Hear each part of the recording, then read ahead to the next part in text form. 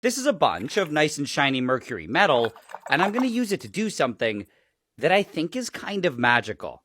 To get started, the first thing I'll need is some concentrated nitric acid. Then into this, I'll add a small amount of the mercury metal.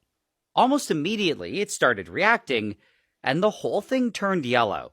Then over the next several minutes, it got darker and darker, and it started letting off some scary fumes. As the reaction continued, the fumes slowly got even scarier, and all of the acid started boiling. What was happening here was a reaction between the mercury metal and the nitric acid.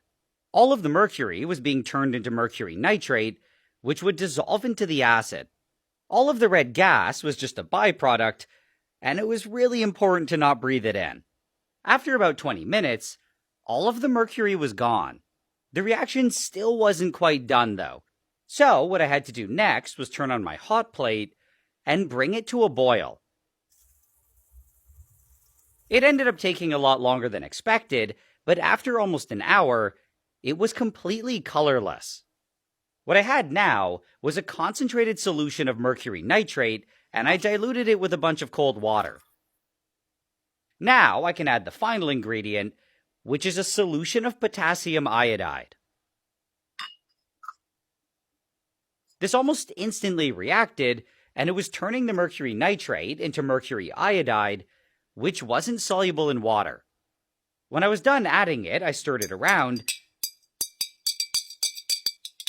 and then I let it sit there for a while.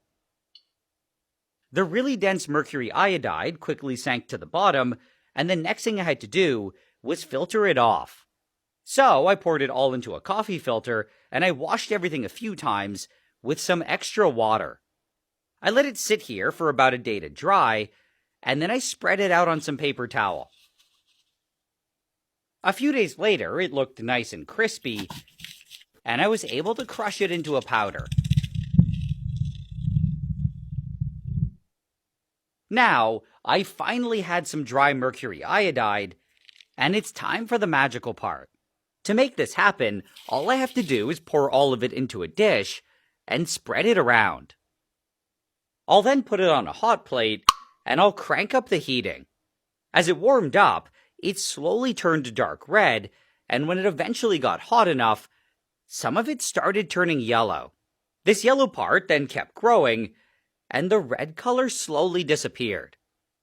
It ended up taking a lot longer than I thought, but I was eventually left with a completely yellow powder. What I think is cool, though, is what happens when I turn off the hot plate. Some of the red color starts coming back, and this is happening because the powder's cooling down. This color-changing effect, based on temperature, is called thermochromism, and I really think it almost looks like magic.